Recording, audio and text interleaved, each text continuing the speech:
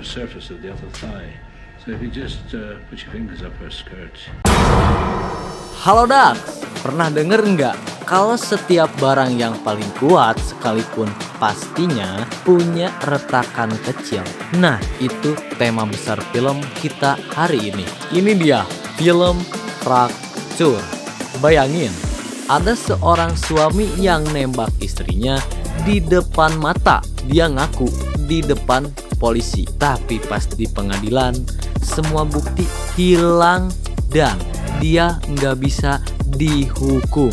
Tanpa berlama-lama, siapkan barisan, pegang erat ujung bantal, dan ayo kita masuk ke alur ceritanya.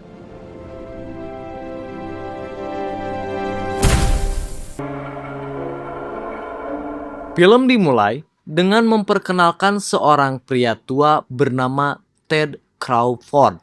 Uniknya, tokoh utama kita kali ini bukan orang biasa. Soalnya, sehari-hari dia bekerja sebagai konsultan yang disewa oleh maskapai penerbangan untuk mencari tahu penyebab kecelakaan pesawat. Kemampuannya itu sangat langka. Jadi jangan heran jika Ted bergelimangan harta.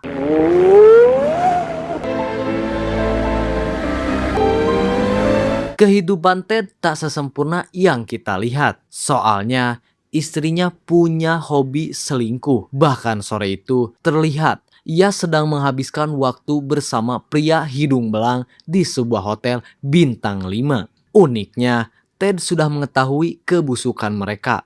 Dan anehnya, bukannya marah, diam-diam ia menyelinap ke kamar mereka untuk memastikan kembali kelakuan istrinya. Setelah puas menghabiskan waktu bersama selingkuhannya, istri Ted yang bernama Jennifer pun pulang ke rumah yang luasnya sagede badag. Sayangnya, walaupun semua keinginannya telah dipenuhi, ia masih saja bermain api di belakang suaminya. You're home early. Yeah. You okay? Di sini Ted berpura-pura boloho. Bahkan masih saja coba memperbaiki rumah tangganya dengan menyatakan perasaannya ke Jennifer. I love you. I know. Sayangnya, ucapan cinta itu selalu saja ditanggapi dengan sinis. Seakan-akan ia muak karena punya suami yang sudah memasuki usia lansia. Karena sudah tak tahan lagi dengan sikapnya, Ted pun membongkar semua kebusukannya selama ini dan mengakhiri rumah tangga mereka dengan melepaskan sebuah tembakan. Suara tembakan tadi langsung menarik perhatian para tukang kebun di rumah tersebut. Namun, ketika mereka mencoba ngecek ke dalam, tiba-tiba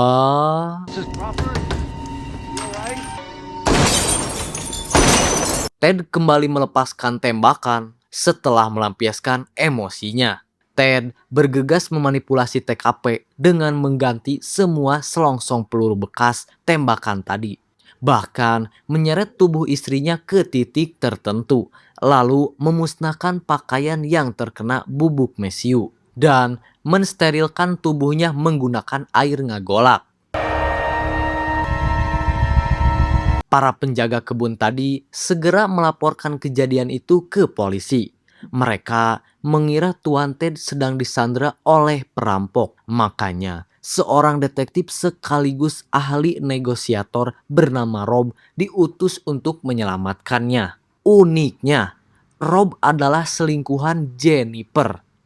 Dan sejauh ini dia sama sekali tidak tahu kalau rumah yang akan dimasuki adalah milik selingkuhannya. Soalnya setiap kali mereka bertemu, Jennifer selalu menyembunyikan identitas aslinya. My name is Lieutenant Robert Nunnally.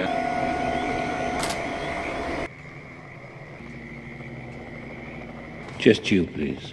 Ted sama sekali tak memberikan perlawanan, bahkan mempersilahkan sang detektif untuk masuk seorang diri. Tapi tentu saja karena khawatir ini adalah sebuah jebakan, Rob pun meminta agar Ted mau meletakkan senjata di tangannya. Tawaran itu pun diterima asalkan Rob melakukan hal yang sama.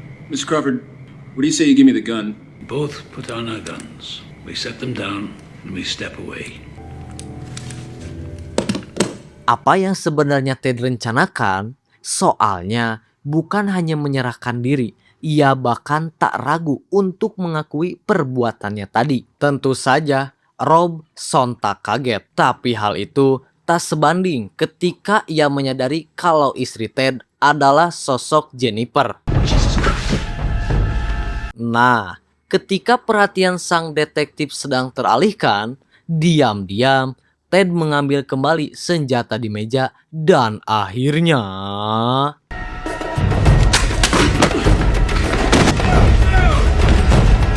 ternyata tembakan tadi tak menewaskan Jennifer.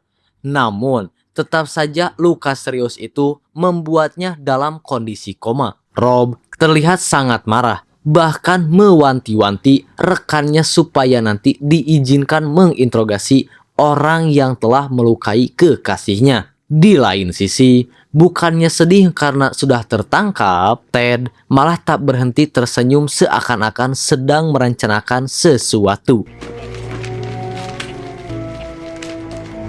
Film berpindah sejenak memperkenalkan seorang jaksa muda dan cerdas bernama Willy. Sejauh ini, hampir semua kasus berhasil dia menangkan. Jadi jangan heran jika salah satu kantor pengacara paling top di negara Amerika sampai ingin merekrutnya. Saking berbakatnya, bosnya sendiri yang bernama Joe sempat mewanti-wanti Willy supaya tak beralih profesi menjadi pengacara. Lagi pula, kemampuannya itu sangat berguna dalam menegakkan keadilan. Sayangnya, nasihat tersebut tak bisa mengubah keputusannya. Anything else the city of Los Angeles can do for you? No, sir. I think that'll be all. Sebenarnya, sore itu Willy ingin pergi menghadiri acara pesta di tempat kerja barunya. Namun sahabatnya tiba-tiba menelepon dan memintanya menangani kasus percobaan pembunuhan yang Ted lakukan kemarin. Tadinya, tawaran itu sudah ingin dia tolak, mengingat sebentar lagi masa kerjanya akan berakhir. Tapi temannya bersikeras. Lagi pula, menurutnya ini kasus gampang banget untuk dimenangkan. Soalnya, alat buktinya sudah lengkap. Bahkan si pelaku telah memberikan pengakuan resmi. It's a real confession. Spontaneous and signed. Sambil menggunakan tuxedo untuk pesta nanti malam, Willy pun menyempatkan diri mampir ke pengadilan untuk menghadiri sidang pembukaan. Uniknya, walaupun kaya raya, Ted menolak untuk menyewa jasa pengacara. Bahkan kala itu, ia langsung memecat pengacara yang telah disediakan pemerintah untuknya. Keputusannya ini membuat hakim maupun jaksa sampai keheranan. And represent myself. Finding an attorney, Mr. Crawford? No, but I want to do it myself. Be aware that lack of counsel will not be grounds for an appeal. Nah, umumnya ketika seseorang sudah mengakui kejahatannya, mereka tak akan lagi minta supaya kasusnya diselesaikan lewat sistem juri. Anehnya, hal itu tak berlaku bagi Ted. Keputusannya ini sempat membuat Willy ingin mundur karena pastilah sidangnya akan memakan waktu yang lama. Tapi mengingat semua barang bukti sudah dipegang oleh kepolisian, ia pun merasa tak ada salahnya memenangkan satu kasus lagi sebelum meninggalkan profesinya sebagai jaksa. Why not? Saat akan pergi dari sana, tiba-tiba Willy dihampiri oleh detektif Rob. You're supposed to be good. Kedatangannya tak lain dan tak bukan untuk memperingatkannya supaya jangan terlalu meremehkan lawannya kali ini. Namun, semua peringatan itu tak dia gubris, mengingat dirinya sudah terlambat menghadiri acara nanti malam. You should be taking this seriously. Don't worry about it. Tak lama setelahnya, peringatan Rob menjadi kenyataan karena tiba-tiba Willy ditelepon oleh rekannya di kepolisian. Detektif yang menangani kasus ini bernama Flores menyampaikan kalau pistol yang selama ini diduga sebagai alat pembunuhan ternyata tak pernah ditembakkan sama sekali. Kondisinya seperti baru dibeli dan memang baru keluar dari toko sebulan yang lalu. Anehnya lagi, semua selongsong peluru yang ditemukan di TKP juga tak sesuai dengan yang Ted beli. Bisa dibilang salah satu alat bukti mereka kini telah cacat dan tak bisa lagi dibawa ke persidangan. He was locked inside from the time of the... So the gun is in there. Get a team out there tomorrow and find it. Malam itu, di tengah pesta, Willy berkenalan dengan calon atasannya yang bernama Nicky. Sejak pandangan pertama, ia langsung menaruh hati padanya. Dan uniknya, jaksa muda ini tak ragu untuk menunjukkan perasaannya di hadapan banyak orang. Keesokan harinya, polisi coba kembali menyisir rumah Ted untuk mencari alat bukti pembunuhan lainnya. Willy maupun detektif Flores, yakni si pelaku yang masih menyembunyikan senjata pembunuhannya di sana. Sayangnya, walaupun sudah dibongkar sana-sini, hasilnya tetap teguna. The guy's screwing with us. He's stacking the deck.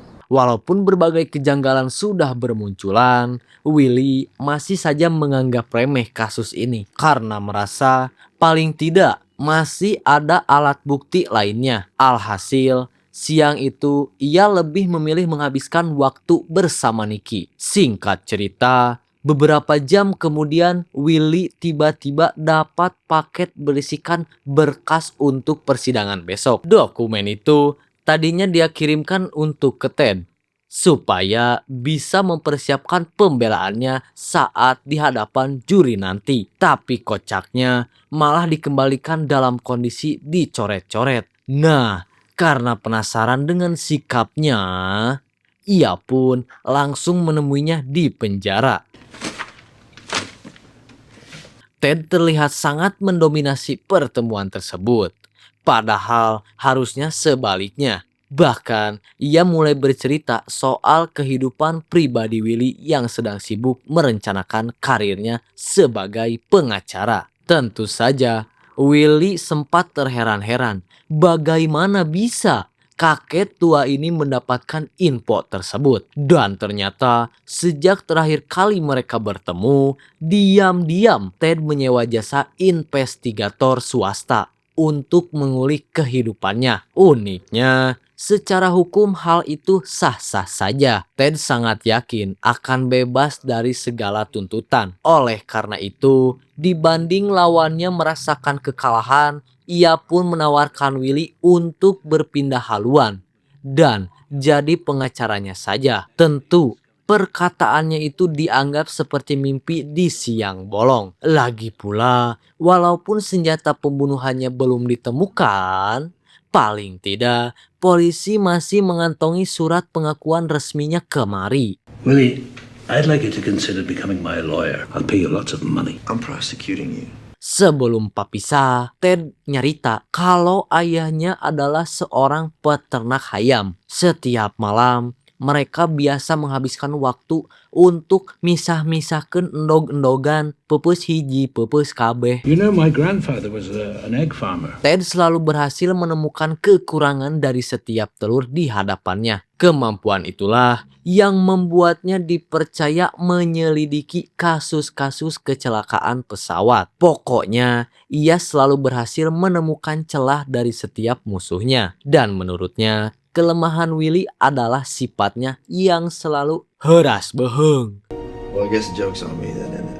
Keesokan harinya, persidangan pun digelar. Willy mulai menghadirkan para saksi dimulai dari tukang kebun yang Ted pekerjakan di rumahnya. Ia perlahan menggiring opini untuk meyakinkan para juri bahwa saat percobaan pembunuhan terjadi, satu-satunya orang yang berada di samping Jennifer adalah suaminya sendiri. Uniknya, Ted menanggapi tuduhan itu dengan sangat santai. Bahkan hakim sempat terheran-heran melihat sikapnya yang sejak tadi cuman sibuk ngagambar. What then? Mr. Crawford, Yes, Your Honor. Karena senjata pembunuhan yang belum juga ditemukan, Willy berusaha mengirim para saksi selanjutnya agar memberikan pernyataan yang sama seperti tukang kebun tadi. Dan begitu semua juri mulai berpihak padanya, ia pun memanggil detektif Rob sebagai saksi penutup. Soalnya dialah yang mendengarkan pengakuan Ted kemarin. Nah, inilah momen yang si kakek jenius tunggu-tunggu. Tiba-tiba ia melayangkan interupsi dan menyatakan bahwa berdasarkan hukum, kesaksian Rob tak bisa diterima di persidangan. Soalnya berstatus sebagai selingkuhan si korban. Sehingga penilaiannya dianggap tidak objektif. Semua orang sontak kaget, termasuk Rob. Dia tak menyangka jika Ted sudah mengetahui rahasianya. I don't know the legal terminology. Well, why don't you try and explain it in layman's terms? Having sexual intercourse with your wife. Willy merasa dipermainkan, namun Ted bilang itu bukan salahnya. Sebagai jaksa, harusnya dialah yang bertugas untuk memastikan kredibilitas setiap saksi yang dibawa ke persidangan. Situasi semakin memanas ketika Ted mengaku Rob memaksanya menandatangani surat pengakuan kemarin. Tidak dipungkiri, dia memang hadir dalam proses interogasi dan secara hukum ini adalah pelanggaran berat. Harusnya polisi yang menjalin kasih dengan korban tidak boleh menangani kasusnya. Saat itu juga hakim langsung membatalkan alat bukti tersebut. Dan jika polisi tak berhasil menemukan alat bukti baru, maka Ted dapat dinyatakan bebas dari segala tuntutan. Was Detective Nunley present during Mr. Crawford's interrogation? If that is indeed the case, the confessions, both of them, are out. He said all this stuff. This is a setup. I'm sorry, Mr. Beecham, but so we will reconvene on Monday morning. Insiden tadi benar-benar memalukan. Bagaimana mungkin seorang jaksa yang hampir tak pernah kalah di persidangan tiba-tiba dipermalukan oleh seseorang yang bahkan tak punya pengalaman di bidang hukum. Itulah mengapa atasannya sangat marah bahkan menuduhi sembrono akibat terlalu sibuk merencanakan perpindahan karirnya. Sehingga Joe pun memutuskan mengeluarkannya dari kasus ini. You were arrogant and sloppy, and you did damage. How much we don't even know yet. But don't worry yourself, Willie. We'll clean up after you. Nah, masalah insiden tadi ternyata juga sudah sampai ke telinga pimpinan di kantor barunya. Hampir saja tawaran kerja itu mereka urungkan. Untungnya Nicky pasang badan dan bersikeras untuk merekrutnya. Tapi sebagai gantinya, Willy tak boleh lagi menangani kasus tersebut. Sebenarnya alasan utama mengapa Nicky rela berkorban tak lain dan tak bukan karena diam-diam menaruh hati padanya. Bahkan malam itu keduanya sempat bobo bareng.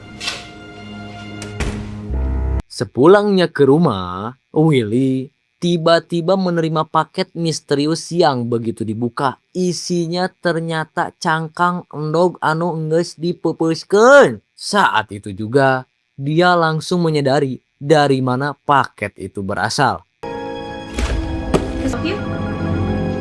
Please, Mr. Beecham. I want it back. Keesokan paginya, ia pun langsung menghadap atasannya dan memohon supaya kembali ditugaskan untuk menangani Ted. Untuk menangani kasus Ted. Dia bahkan rela merendahkan diri dan mengakui kalau dirinya sempat ceroboh. Namun Joe coba memperingatkan konsekuensi dari keputusannya. Seandainya dia kalah sekali lagi, maka reputasinya akan hancur berantakan. I can't keep you on here. This is a public office. Head's got a roll. Thank you. Perkataan Joe perlahan jadi kenyataan. Karena setelah menggeledah untuk kedua kalinya, polisi belum juga berhasil menemukan pistol yang Ted gunakan kemarin. Willy yang keras kepala bersikeras supaya polisi kembali menyisir rumah tersebut. Karena infonya, setelah melepaskan tembakan, Ted tak meninggalkan kediamannya sama sekali. I'll get a team together. I'll go over it one more time. Di lain sisi, akibat aibnya terbongkar, rumah tangga maupun karir Rob langsung hancur berantakan. Ya, ternyata selama ini dia juga sudah berkeluarga bahkan punya anak. Willy mendatanginya tak lain untuk menanyakan, bagaimana mungkin kau tak menyadari kalau Ted adalah suami dari selingkuhanmu? Dan akhirnya Rob pun mulai bercerita kalau setiap minggu dia dan Jennifer sepakat untuk bertemu di tempat dan waktu yang sama. Masing-masing dari mereka tak boleh mengatakan nama aslinya. Namun siapa yang menyangka peraturan bodoh itu berhasil diketahui oleh Ted dan dimanfaatkan dalam persidangan kemarin. Dari sana, Willy coba mampir ke hotel yang biasa Jennifer dan Rob gunakan sebagai tempat selingkuh. Setelah melihat secara sesama, ia berhasil menyadari kalau di sana terdapat sebuah CCTV. Ia pun segera meminta rekamannya. Siapa tahu bisa jadi petunjuk baru. Copy those tapes from November 10th. As soon as I can.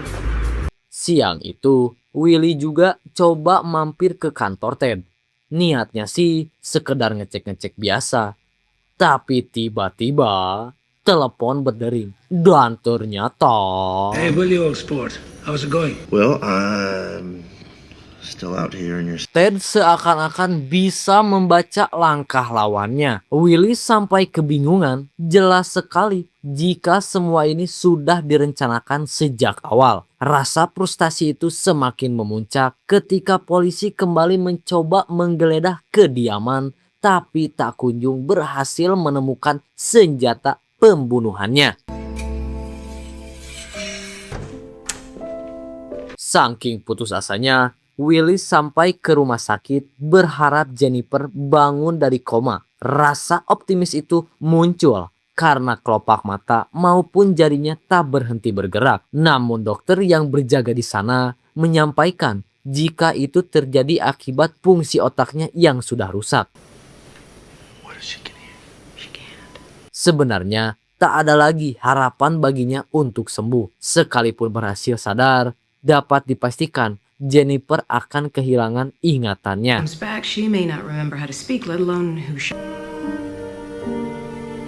Keesokan harinya, Willy menghadiri acara Thanksgiving di kediaman Nikki. Di tengah kebahagiaan, salah satu saudaranya ada yang nyeletuk soal insiden di persidangan kemarin. Karena merasa diremehkan, Willy langsung memberikan pembelaan dengan mengatakan kalau kasus itu akan kembali dia menangkan. Masalahnya, hal ini tidak sejalan dengan janjinya kemarin. Pantas saja jika Nikki langsung mengamuk. You lied to me. It doesn't work with me. I didn't lie to you. I got one thing I gotta do.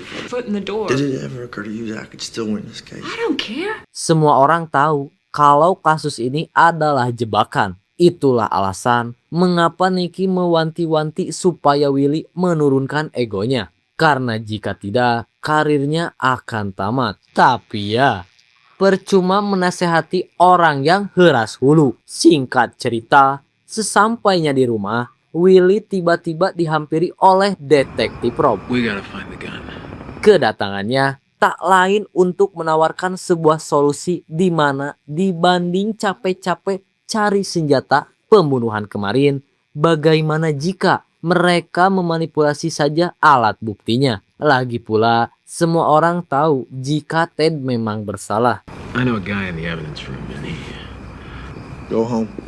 Anyway, Busway, rekaman CCTV di penginapan kemarin akhirnya berhasil Willy dapatkan. Sayangnya, hal itu tidak cukup untuk jadi alat bukti. Apa yang Ted lakukan di sana sah-sah saja di hadapan hukum. Detektif Flores sempat mengatakan ini adalah bukti yang valid. Karena setelah melihat istrinya selingkuh, mungkin saja Ted tersulut emosi hingga melepaskan tembakan. Namun Willy menganggap rekaman ini tak menunjukkan adanya konflik sehingga percuma jika ditujukan ke hadapan hakim. think I'm getting out of criminal law.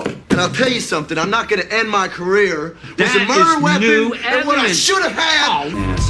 Malam itu, ketika Willy sudah hampir putus asa, tiba-tiba Rob nelpon dan menyampaikan kalau diam-diam dia sudah menaruh alat bukti palsu kemarin di halaman rumah Ted. Jika memang ingin memenangkan kasus ini, Willy cukup berpura-pura menemukannya. Jujur saja, tawaran tersebut cukup menggiurkan. Apalagi sidang akan dilaksanakan esok hari.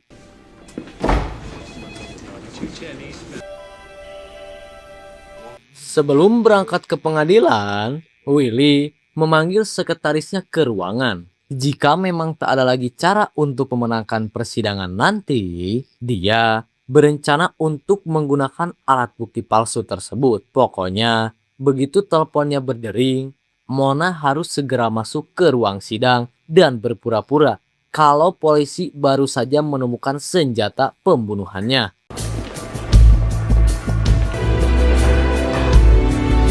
Para wartawan sudah tak sabar menantikan bagaimana kelangsungan dari kasus ini. Karir Willy benar-benar dipertaruhkan. Kacaunya, begitu persidangan dimulai, tiba-tiba Ted mengajukan interupsi. Seminggu terakhir, ternyata dia sudah menyelidiki berbagai pasal dan secara hukum harusnya jaksa tak boleh menahannya lebih lama lagi, kecuali mereka berhasil menemukan alat bukti baru. Testify to the same facts. The prosecutor doesn't have any actual evidence. Thank you.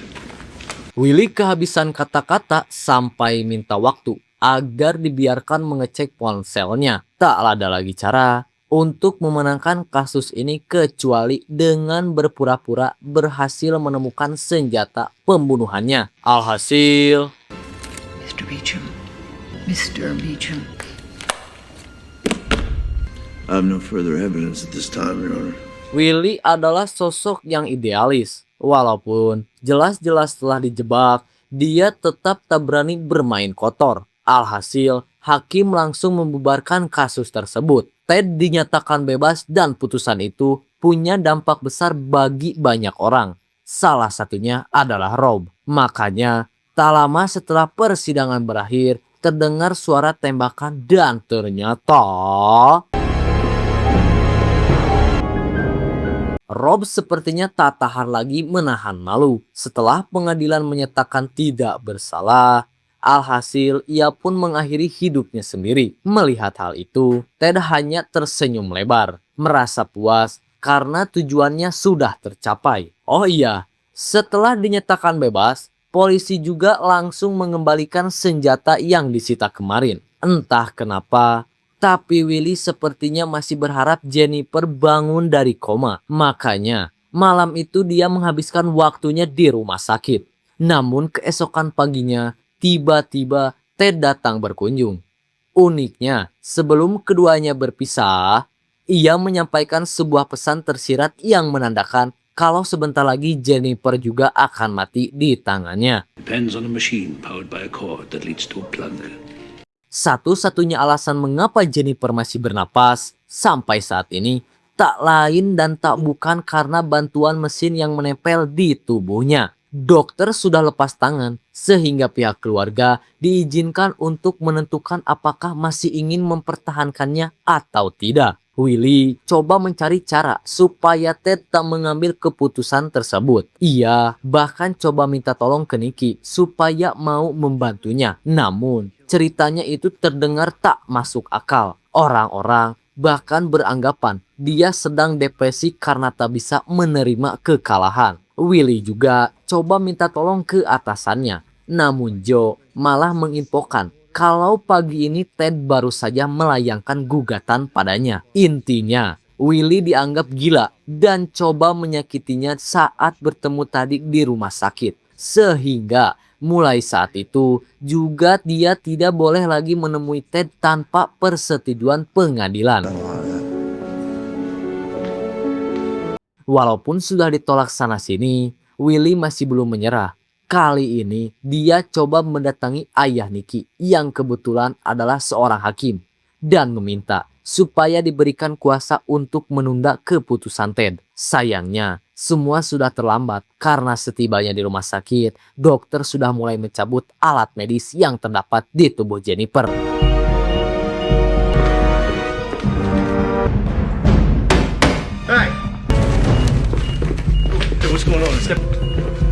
Beberapa hari kapayun, Joe menyambangi kediaman Willy dan mengajaknya supaya mau kembali bekerja di kejaksaan. Ya, insiden kemarin menghancurkan reputasinya. Dibanding menanggung malu, ia lebih memilih untuk pensiun dini. Sebagai atasan, Joe hanya bisa menasehatinya supaya jangan terlalu berlarut dalam kesedihan. Thank you, but no thank you. I'll let a man get away with murder. Sampai saat ini, Willy masih saja memandangi rekaman CCTV kemarin. Penasaran apa sebenarnya tujuan Ted datang ke hotel tersebut jika memang sudah tahu istrinya selingkuh. Untuk apa dia menyelinap masuk ke kamarnya? Singkat cerita, malam itu ketika Willy menghabiskan waktu bersama detektif Flores, terjadi sebuah insiden yang secara tidak sengaja membuatnya berhasil menyadari di manakah selama ini senjata pembunuhan itu disimpan. Ted tiba-tiba nelpon dan mengabarkan kalau dirinya akan berlibur ke luar negeri. Nah, sebelum berangkat, dia ingin memberikan Willy sebuah hadiah perpisahan. Namun sepanjang menelepon, Willy terlihat sibuk membuka berkas-berkas hasil persidangan kemarin untuk memastikan teorinya. Malam itu, Willy mampir ke kediaman Ted untuk mengambil hadiah yang dijanjikan.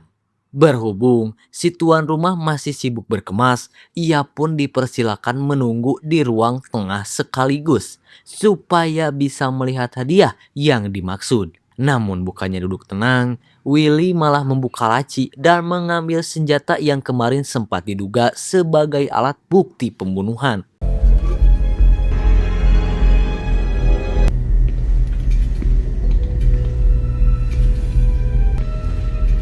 Willy pun mulai menjelaskan temuannya tadi. Jadi ketika HP-nya bertukar dengan detektif Flores, dia menyadari kalau kemungkinan situasi yang sama juga terjadi pada senjata yang Ted gunakan dalam pembunuhan ini. Sejak awal, dia mampir ke hotel bukan untuk memastikan perselingkuhan istrinya, tapi untuk menukarkan senjatanya dengan milik Rob. Kebetulan jenisnya sama persis. Uniknya, setelah pistol itu dia pakai, Ted menukarnya kembali ketika Rob sedang sibuk mengecek kondisi Jennifer yang terbaring di atas lantai.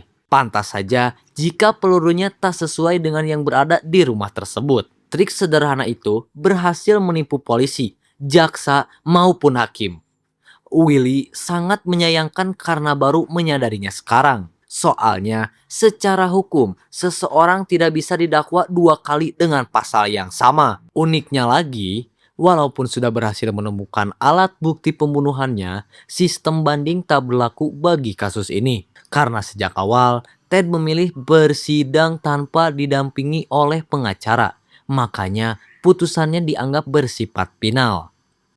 Doesn't matter what you know, doesn't matter what you know. Karena merasa sudah di atas angin, Ted tak ragu lagi untuk mengakui perbuatannya. Namun, inilah momen yang Willy tunggu-tunggu karena ternyata masih ada cara untuk menyeretnya ke pengadilan. Sejauh ini, Ted hanya didakwa dengan pasal percobaan pembunuhan. Soalnya, kala itu korbannya memang belum mati. Nah, berhubung Jennifer sudah meninggal akibat persetujuannya, kini dia bisa didakwa dengan pasal pembunuhan. Doctor said she probably would outlive us all. Siapa yang menyangka sejak awal Willy datang ke sana bersama kepolisian. Alhasil Ted langsung ditahan saat itu juga. Dan kacaunya lagi, kali ini alat bukti pembunuhannya sudah berhasil mereka kantongi. Singkat cerita, beberapa waktu kemudian persidangan pun digelar. Tentu saja Ted tidak bisa berlagak seperti layaknya jagoan. Bahkan kali ini dia harus menyewa belasan pengacara untuk membelanya. Dan apa setelah itu? Ya, tamatlah sudah kisah kami. Gimana menurut kalian? Ted itu emang jenius atau cuma si Willy yang telat mikir? Tulis di kolom komentar ya. Ingat, nggak ada rencana yang sempurna di dunia ini. Pasti ada celahnya. Jangan lupa like dan subscribe Saka Production. Gue pamit, tetap teliti dan jangan coba-coba main api kalau nggak mau kebakar. Hai, bye-bye.